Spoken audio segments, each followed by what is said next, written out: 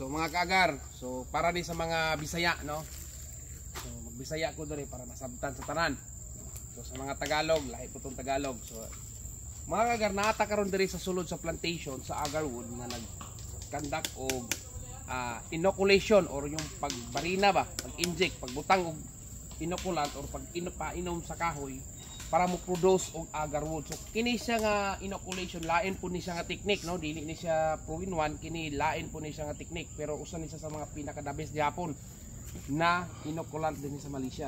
So kung makita niyo mga kaagar, tanawan ni mura sa nasa hospital ba, kung pamilyar niyo, mura sa dextrose, no? So dali kayo sa i-apply, kay dili kay sa laom ang pag-inject ani niya, murag itoslong makita mo murag ipakurentihan. So ang ila ato ang mga nag-inoculate diri mga kaagar, mga kuani, mga Pakistani.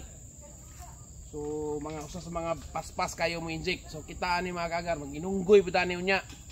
So kung kisang gustong mo apply pagka-unggoy ari mo sa Malaysia, ka mag-inject ta.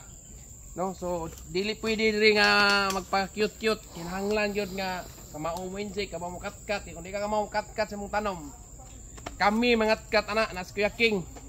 Kusog gini sa mong kat-kat. So muna karon among gisit up, no, sa mga taga Mindanao, taga Cebu, sa mga taga Luzon.